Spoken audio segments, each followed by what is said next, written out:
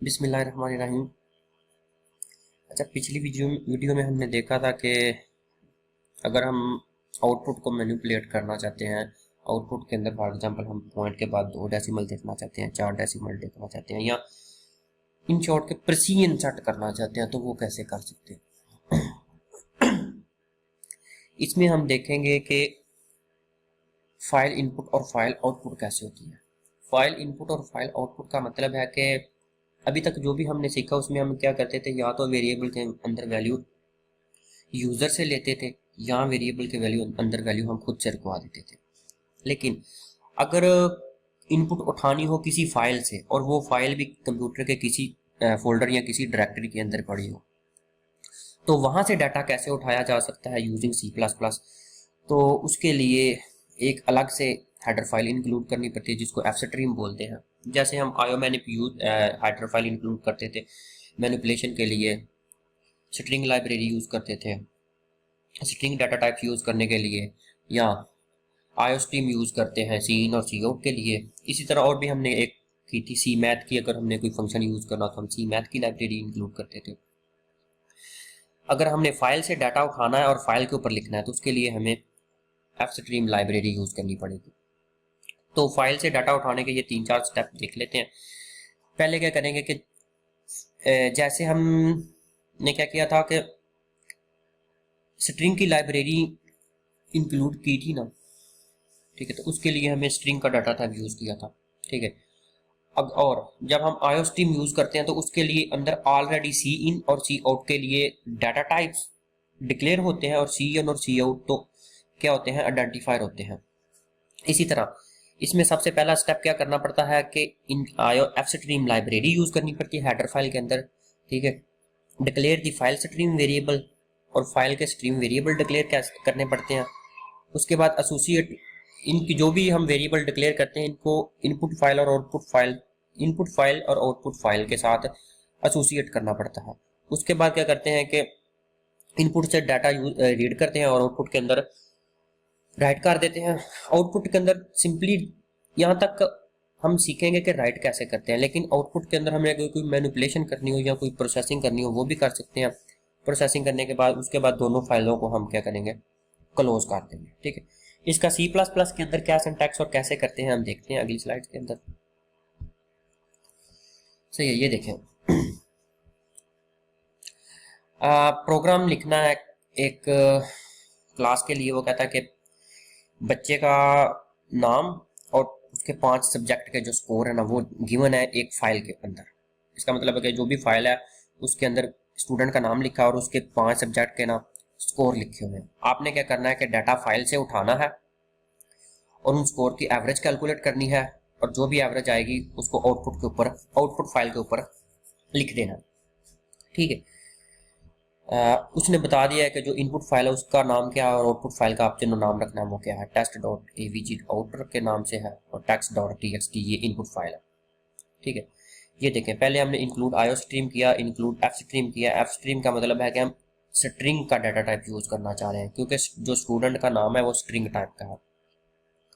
उसके बाद वो इंक्लूड आयो लाइब्रेरी उसने इंक्लूड कर दी, तो इसका मतलब है कि वो इसकी जो आउटपुट है उसको मैनिपुलेट भी कुछ करना चाह रहा है, उसकी प्रिसीजन सेट करना चाह रहा है, या कुछ भी कोई ना कोई ऑपरेशन ऐसा परफॉर्म करना चाह रहा है जो कि मैनिपुलेशन के रिलेटेड है। उसके बाद उसने सी स्ट्रिंग कर दिया, इसका मतलब है कि वो स्ट्रिंग डाटा टाइप यूज करना चाह रहा। सॉरी, ऊपर मैं इसको एफ स्ट्रीम को स्ट्रिंग के लिए बोल गया हूँ। एफ स्ट्रीम का मतलब है कि ये डाटा फाइल से उठाएगा और फाइल के अंदर ही स्टोर कर देगा, ठीक है, यूजिंग नेम स्पेस std। उसके बाद आता है इंट मेन, ठीक है। इसमें देखें, एक मिनट,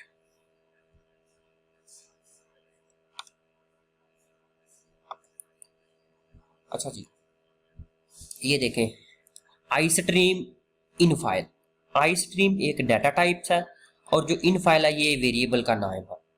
और of stream out file, of stream एक डाटा टाइप का नाम है और आउट फाइल एक वेरिएबल का नाम है। इसको मैं पिछली एग्जांपल के साथ रिलेट करता हूं, जैसे मैंने वो पीछे किया था सी इन और सी आउट के लिए इज स्ट्रीम सी इन और ओ स्ट्रीम सी आउट। वो हमने देखे थे ना जब हमने आयो स्ट्रीम की लाइब्रेरी के जो प्री डिफाइंड आइडेंटिफायर थे देखे, तो उसमें हमने सी इन और सी आउट की भी डाटा टाइप्स पढ़ी थी। इसी तरह ये जो है ना आई स्ट्रीम, ये एक डाटा टाइप्स है और इन फाइल एक वेरिएबल का नाम है। ऑफ स्ट्रीम एक डाटा टाइप्स है और आउट फाइल एक वेरिएबल का नाम है। उसके बाद हमने क्या किया कि डबल टेस्ट1, टेस्ट2, टेस्ट3 और टेस्ट4 और टेस्ट5 वेरिएबल डिक्लेयर कर दिए। उसके बाद हमने क्या किया कि डबल एवरेज, क्योंकि हमने स्कोर को रीड करके उनकी एवरेज कैलकुलेट करनी है। उसके बाद string first name and string last name, दो स्ट्रिंग टाइप के वेरिएबल डिक्लेयर कर दिया। अब देखें यहाँ तक तो चीज़ें जेनेरिक थी। अब असल काम शुरू होता है फाइलिंग का। फाइलिंग का मतलब है कि जो भी हमने ये ऊपर इन फाइल का वेरिएबल डिक्लेयर किया है, हम क्या करेंगे, in file dot open test dot T तो इसका मतलब है ये वाली जो सेकंड नंबर के ऊपर लाइन, सेकंड लाइन लिखी है, ये जो आगे वाले मैं स्टेप 2 से रिकॉग्नाइज करवा दूंगा कि ये लाइन कौन सी है। In file dot open test dot T इसका मतलब है टी उसकी एक्सटेंशन है, टेस्ट उस फाइल का नाम है जो कि कंप्यूटर के अंदर पड़ी है, जिसके ऊपर ये सारी चीज़ें लिखी हैं। टेस्ट1 का स्कोर, सारे टेस्टों का स्कोर भी लिखा है और स्टूडेंट का फर्स्ट नेम और लास्ट नेम लिखा है। इसका मतलब है कि ये वाली लाइन क्या करेगी कि जो भी कंप्यूटर के अंदर फाइल पड़ी होगी, जो भी नहीं, जो टेस्ट के नाम से फाइल पड़ी होगी डायरेक्टरी के अंदर, उसको वहां से उठाएगी और उसको ओपन करेगी। उसके बाद ये उसने इनपुट फाइल ओपन कर ली, इसी तरह वो आउटपुट फाइल भी ओपन करेगा। ये देखिए इसमें इस लाइन के अंदर क्या कर रहा है, out file dot open test average dot out. ठीक है, अब ये जो टेस्ट एवरेज है ना, ये अपने मर्जी से रख सकते हैं, इसका नाम कुछ भी रख सकते हैं, लेकिन प्रोग्राम शुरू करते वक्त ये उस यूजर की रिक्वायरमेंट थी कि जो आउटपुट फाइल का नाम होगा वो आप टेस्ट एवरेज डॉट आउट ही रखेंगे। ये जो डॉट आउट है ये तो लगाना ही पड़ेगा, और जो टेस्ट एवरेज है ये अपनी मर्जी से कुछ भी नाम आप रख सकते हैं, लेकिन इस प्रोग्राम के शुरू में उसने कहा था कि आप ये नाम लिखोगे। ठीक है, इसका मतलब ये दो लाइनें क्या करेंगी, ये इनपुट फाइल को ओपन कर देगी जो कि कंप्यूटर के अंदर पड़ी है, और ये लाइन क्या करेगी, आउटपुट फाइल को ओपन कर देगी, और आउटपुट फाइल का नाम क्या होगा, टेस्ट एवरेज डॉट आउट। अभी इसके अंदर कुछ नहीं लिखा हुआ, अभी जो कुछ ये जो ऊपर सारी चीजें लिखी है, स्कोर, पांचों टेस्टों का स्कोर और स्टूडेंट का नाम, ये टेस्ट डॉट टी के अंदर लिखा है, जिसको हमने ये वाली लाइन लिख के ओपन कर लिया, और ये वाली लाइन क्या कर रही है कि आउटपुट फाइल को ओपन कर रही है, और उस आउटपुट फाइल का नाम क्या है, टेस्ट एवरेज। सही है। अब आउट फाइल, अब हम क्या कर रहे हैं कि आउट, जो भी हमने आउटपुट फाइल ओपन की है उसके अंदर हम ना कुछ मैनिपुलेशन करना चाह रहे हैं। इसका मतलब मैं फिक्स्ड लिख देता हूँ, फिर मैं शो पॉइंट लिखता हूँ, फिर मैं उसकी प्रिसीजन को सेट कर देता हूँ 2 के ऊपर। इसका मतलब है कि जो भी एवरेज आएगी आउटपुट के ऊपर अंदर हम लिखें, आउटपुट फाइल के अंदर हम लिखेंगे, उसके डेसिमल के बाद 2 पॉइंट्स होंगे।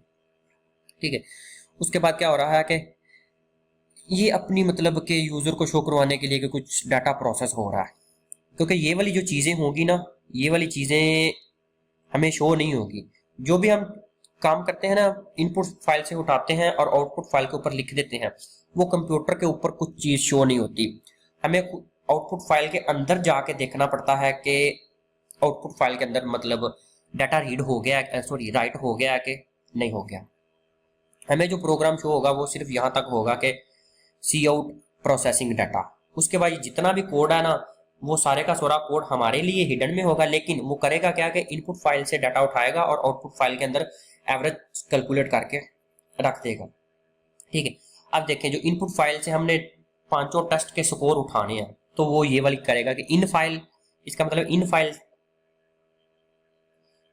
एक जो हमने ऊपर ये आइडेंटिफायर डिक्लेयर किया था ना इन फाइल का, और उसी आइडेंटिफायर को यूज करके हमने ये वाली टेक्स्ट ओपन की थी टेस्ट डॉट टी। तो ये क्या करेगा, इन फाइल, ये सम सॉर्ट ऑफ सी इन की ही तरह है। ठीक है, जैसे हम सी इन करवाते थे ना, आगे वेरिएबल का नाम लिख देते तो वैल्यू सी इन करवा लेता था, यहाँ पे सी इन की जगह इन फाइल यूज हो रहा है। ठीक है, जो कि ऊपर हमने उसको डिक्लेयर किया था। ठीक है, इन फाइल टेस्ट1, टेस्ट2, टेस्ट3, आप इसको 5 लाइनों के अंदर भी करवा सकते हैं। इन फाइल टेस्ट1, फिर करेंगे in file test two, in file test three. जैसे हमने पढ़ा था कि सीन करवाते वक्त भी एक लाइन के अंदर भी करवा सकते हैं और डिफरेंट मतलब हर एक नई लाइन के अंदर भी करवा सकते हैं। ये लाइन क्या करेगी, टेस्ट फाइल के अंदर से पांचों के स्कोर उठा लेगी। ठीक है, और ये जो स्टेप 7 है ना, ये स्टेप 7 एवरेज कैलकुलेट करने के लिए कुछ भी नहीं है, लेकिन ये मैनिपुलेशन के लिए है, क्योंकि जो आउटपुट फाइल के अंदर आएगी ना, उसकी मैनिपुलेशन के लिए कि हमारे आउटपुट फाइल को जो ऑर्गेनाइज करेगा वो कैसे होगा। वो टेस्ट वन, हर जो आउटपुट है वो एक कॉलम के अंदर आएगी, और उसके जो कॉलम की जो टेस्ट 1 का स्कोर है ना, वो पहले 6 कॉलम के अंदर आएगा, फिर टेस्ट 2 का स्कोर 6 कॉलम के अंदर आएगा, फिर टेस्ट 3 का स्कोर 6 कॉलम के अंदर आएगा। इसका मतलब है कि हर एक स्कोर को वो 6 कॉलम के बाद एडजस्ट कर रहा है। उसके बाद क्या करेगा कि वो एवरेज कैलकुलेट करेगा। एवरेज कैलकुलेट करने का हमें फार्मूला आता है कि वो क्या होता है कि जितने स्कोर हो सबको ऐड करके उतने भी डिवाइड कर देते हैं। फॉर एग्जांपल इस केस के अंदर 5 सब्जेक्ट के स्कोर है ना, 5 टेस्ट के स्कोर हैं, तो पांचों टेस्ट के स्कोर को ऐड करेगा और 5 पे डिवाइड कर देगा। उसके बाद वो क्या करेगा कि आउटपुट फाइल करवा रहा है। Out file average test score is equal to set with average. ये जो एवरेज अभी हमने ऊपर कैलकुलेट की है ना, ये उसको आउटपुट के ऊपर भी ले आएगा। ये सारा हमने यहाँ तक क्या कर लिया कि इनपुट फाइल से डाटा रीड किया, उसकी एवरेज कैलकुलेट की और आउटपुट के फाइल के ऊपर लिख दिया। उसके बाद ये है कि इनपुट फाइल को भी क्लोज करना है और आउटपुट फाइल को भी क्लोज करना है। तो ये जो लाइन है इन फाइल डॉट क्लोज और आउट फाइल डॉट क्लोज, ये दोनों फाइलों को क्लोज कर देगी, क्योंकि जो भी हमने फाइल ओपन की है उसको क्लोज करना जरूरी है। ठीक है, एक पूरे प्रोग्राम को मैं एक दफा रिव्यू कर देता हूं। हमने क्या किया कि करना क्या था, इनपुट फाइल से फाइल के अंदर से डाटा रीड करना था, उसकी एवरेज कैलकुलेट करनी थी और आउटपुट फाइल के ऊपर लिखना था। इनपुट फाइल के अंदर 5 टेस्ट के स्कोर थे और स्टूडेंट का नाम था। ठीक है, मैंने क्या किया कि इनपुट फाइल ओपन की और ये वाली लाइन ने क्या किया कि आउटपुट फाइल ओपन कर दी। ये जो बीच वाली चीजें ये आप नहीं भी लिखेंगे ना, सेट प्रोसीजर वो कर देगा, लेकिन अंडरस्टैंडिंग के लिए कि मैनिपुलेशन कैसे होती है उसने इसके साथ इसको सोल्व किया। ठीक है, उसके बाद ये प्रोसेसिंग डाटा ये हमें स्क्रीन के ऊपर सीआउट होता हुआ नजर आएगा। इसके बाद ये जितनी लाइनें हैं ये क्या कर रही हैं कि इनपुट फाइल से डाटा रीड कर रही हैं, उनकी क्या कर, ये वाली जो लाइन है in file first name last name, ये फर्स्ट नेम और लास्ट नेम रीड करेगा। फर्स्ट नेम और लास्ट नेम रीड करके ये जो ऊपर वेरिएबल है ना स्ट्रिंग टाइप के, इनके अंदर स्टोर करवा देगा। फिर आउट फाइल के अंदर क्या करेगा, student name is equal to first name and last name. जो आउटपुट फाइल के अंदर है स्टूडेंट नेम के आगे क्या करेगा, फर्स्ट नेम और लास्ट नेम लिख देगा और बीच में ये वाली उसने स्पेस देगी। उसके बाद वो इन फाइल से 5 के 5 टेस्ट स्कोर पढ़ेगा और उनकी एवरेज कैलकुलेट करेगा, और एवरेज को भी ये देखें इस लाइन के अंदर उसने आउटपुट फाइल के ऊपर लिख दिया। तो इसने क्या किया कि इनपुट फाइल खोली, आउटपुट फाइल, इनपुट फाइल खोली, आउटपुट फाइल खोली, इनपुट से स्टूडेंट का फर्स्ट नेम और लास्ट नेम रीड किया और उसको आउटपुट फाइल के अंदर लिख दिया। उसके बाद किया कि इनपुट से स्टूडेंट के 5 टेस्ट स्कोर रीड किए और उसकी एवरेज कैलकुलेट की, और उस ये वाली लाइन क्या कर रही है कि एवरेज को आउटपुट फाइल के ऊपर लिख रही है। ये सारा काम करने के बाद उसने इनपुट फाइल को क्लोज कर दिया और आउटपुट फाइल को क्लोज कर दिया। सही, अगर किसी को फिर भी नहीं समझ आएगी तो हम ऑनलाइन सेशन के अंदर देख लेंगे। आई थिंक कि ये आसानी से समझ आने वाली चीज़ नहीं है, लेकिन फिर भी मैंने ट्राई की है कि इसको एक कोड लिया जाए। कोड का मतलब एग्जाम्पल लीजिए और एग्जाम्पल के थ्रू समझाया जाए। क्योंकि अगर हम ये देखें, अगर हम इसको पढ़ के समझना चाहें कि क्या करेगी कि include F stream header declare fire stream variable, तो इससे कुछ समझ नहीं आएगी। इसीलिए मैंने मुनासिब ये समझा कि हम क्या करेंगे, एक प्रॉपर एग्जाम्पल के थ्रू इसको समझे कि ये काम कैसे करता। ठीक है, तो यहाँ तक हमारा जो इनपुट और आउटपुट फाइल का था ना, सॉरी इनपुट और आउटपुट वेरिएबल्स के बारे में जितनी भी चीज़ें थी वो हमने पढ़ ली। ठीक है, ऑलमोस्ट सब की सब तो नहीं पढ़ी, क्योंकि जितनी चीज़ें ज़रूरी थी वो हमने लाजमी पढ़ लिया। ठीक है, कि वेरिएबल कैसे डिक्लेयर करते हैं, इनपुट स्ट्रीम कैसे लेते हैं, आउटपुट स्ट्रीम के अंदर कैसे जाते हैं, सीन का क्या फंक्शन है, सी आउट का क्या फंक्शन है, गेट का क्या फंक्शन है, पुट बैक का क्या फंक्शन है, इग्नोर का क्या फंक्शन है, सीन डॉट पीक का क्या फंक्शन है। सही है, उसके बाद हमने कुछ मैनिपुलेशन फंक्शन देखे थे। उसके बाद हमने क्या किया कि फाइल से डाटा रीड किया। फाइल से डाटा रीड करने का मतलब है कि सीन यूजर से नहीं करवाना, जो भी डाटा लेना है वो फाइल के अंदर पड़ा है, फाइल से रीड करके आउटपुट फाइल के अंदर लिखना, उन दोनों को क्लोज कर देना। तो अगर किसी को फिर भी कोई क्वेश्चन हो तो यू आर ऑलवेज वेलकम।